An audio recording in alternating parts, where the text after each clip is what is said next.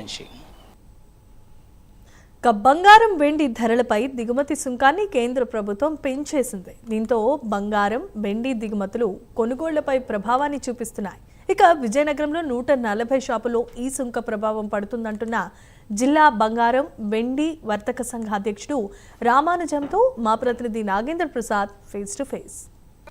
ప్లాట్ఫామ్పై కేంద్ర ప్రభుత్వం ఇప్పటికే 5 నుంచి 10% వరకు కూడా దిగుమతి సుంకాన్ని పెంచినటువంటి పరిస్థితి ఉంది. నేపథ్యంలో బంగారం ధరల మీద కూడా ప్రభావం పడింది. అయితే కొనుగోలుపై ఎటువంటి ప్రభావం తెలుసుకునేటువంటి ప్రయత్నం ప్రధానంగా చూసినట్లయితే మన విజయనగరం పట్టణంలోని మనకు ఈ జిల్లా బంగారం వెండి వర్తకుల సంఘ అధ్యక్షులైనటువంటి రామోజం గారి దగ్గర వారిని అడిగి అసలు బంగారం లేదా వెండి ప్రభావంపై ఎటువంటి ధరల ప్రభావం పడుతుంది, కొనుగోలుపై ఎటువంటి ప్రభావం పడుతుంది తెలుసుకునేటువంటి ప్రయత్నం చేద్దాం. రామోజం గారు చూసినట్లయితే ప్రభుత్వం సుంకాన్ని అయితే పెంచింది. అది అయితే మనకు తెలుసు. దీనివల్ల కొంచెం ధరలు పెరిగే అవకాశం, దిగుమతులు ఎప్పుడైతే తగ్గుతో ధరలు పెరిగే అవకాశం ఉందని అందరూ భావిస్తున్న పరిస్థితిలో మీరు ఎలా చూస్తారండి ఈ పంప?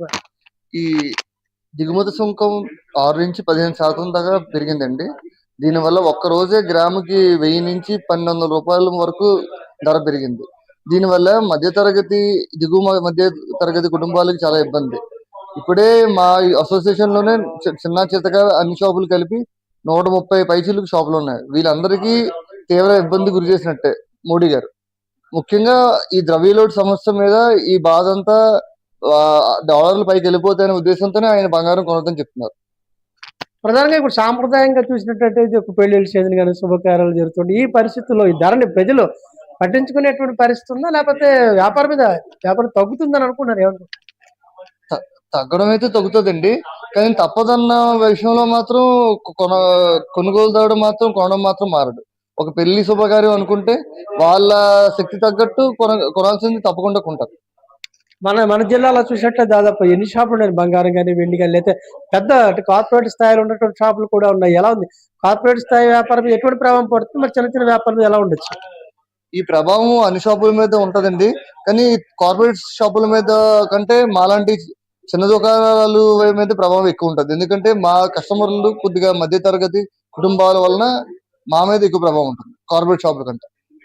ఈ ప్రధానంగా చూసినట్టయితే మొత్తం మీద అంటే ఈ సొంతం తాలూకు ప్రభావం అయితే బంగారం ధరల మీద పెరగడం అయితే జరిగిందని, ఇప్పటికే అటు 6 నుంచి 9% వరకు పెరుగుదల ఉంది, 15% వరకు కూడా పెరుగుదల ఉందని చెప్తారు. దీనివల్ల ఇప్పటికే దాదాపు 1000 నుంచి 1500 కూడా గ్రాము బంగారం ధర పెరిగినట్టు పరిస్థితి. సాంప్రదాయంగా చూసినట్టయితే ధరల పెరుగుదల ఎలా ఉన్నప్పటికీ కూడా సామాన్య ప్రజానీకం ఏదైతే ఒక వివాహాలు కానీ శుభకార్యాలకు సంబంధం ఇన్ని ఆలోచించాలంటే గ్రాముకి 2000 అంటే మనకి త్వరగా ఒక 20,000 30,000 ఇవి వేరియేషన్ అయినటువంటి వాళ్ళు ఏదైతే పెళ్లిళ్ళు కానీ శుభకార్యాల స్థాయిలో ఆలోచించేటప్పుడు ఈ ధరను పెద్దగా ప్రభావం చూపకపోవచ్చు. మొత్తం మీద అయితే ఓవరాల్ గా ఆలోచించినట్టయితే మటుకు కొంత తగ్గేటువంటి అవకాశం ఉంది, ట్యాక్స్ ప్రభావం ఉంది. మరోవైపు ప్రధానమంత్రి మోదీ ఇచ్చినటువంటి పిలుపు మేరకు కూడా కొంతమేర ప్రజలు ఒక అడుగు ఆలోచించేటువంటి అవకాశం ఉంది. కానీ ఏదైతే శుభకార్యాలు ఉన్నాయో ఆ విషయంలో మటు వెనక్కి తగ్గే పరిస్థితి అంతగా ఉండకపోవచ్చు. ప్రధాన ఇంకో విషయం కూడా ఆయన స్పష్టంగా చెప్తారు, కార్పొరేట్ బిజినెస్ చేసే వారికన్నా కూడా ఒక సాంప్రదాయకంగా కొన్ని తరతరాలుగా వస్తున్నటువంటి కుటుంబాలు బంగారం చేస్తున్నటువంటి వ్యాపారంలో కొంచెం మీద ప్రభావం ఉంది. ఎందుకంటే వీళ్ళు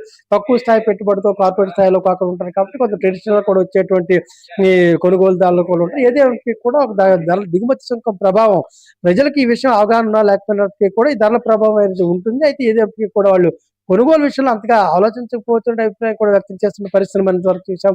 కెమెరామెన్ కిషోర్, నాగేంద్ర ప్రసాద్, విజయనగరం. ఉమ్మడి ఆదిలాబాద్ జిల్లాలో బంగారు ఆభరణాలు తయారు చేసే స్వర్ణకారుల